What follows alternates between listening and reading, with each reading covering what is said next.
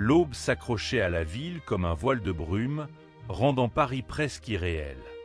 Les fenêtres du Louvre, d'ordinaire impénétrable forteresse de verre, captaient les premiers traits de lumière et jetaient sur les pavés des reflets d'argent.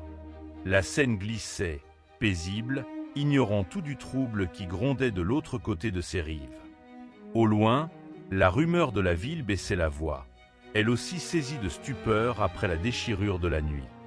Personne n'aurait pu croire qu'entre deux battements de cœur matinaux, le temple de l'histoire et de la beauté serait frappé au plus profond de son sanctuaire.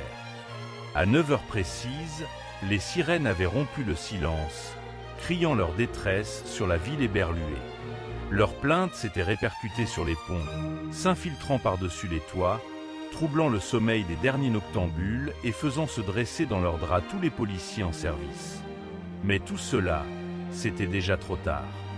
Car en dehors des gyrophares et des uniformes qui commençaient à affluer au pied de la pyramide de verre, l'irréparable avait été commis.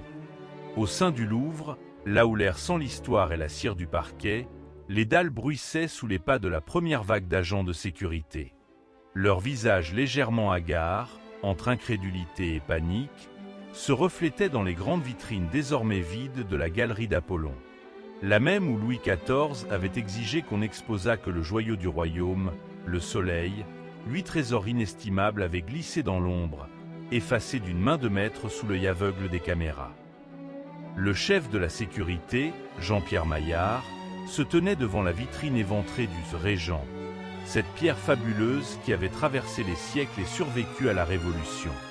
L'étui précieux, à présent vide, semblait se moquer de lui. Pas une trace, pas une alarme.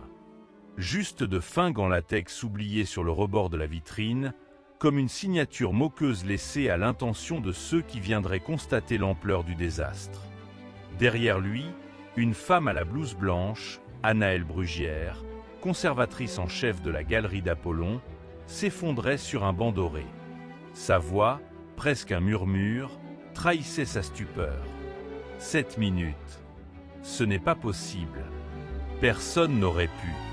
Mais quelqu'un l'avait fait. L'histoire ne fait que commencer. Chaque légende et chaque mystère attendent d'être découverts. Fermez les yeux, laissez-vous guider, détendez-vous. La vidéo complète pour dormir vous attend sur la chaîne YouTube de Saga Ancestrale.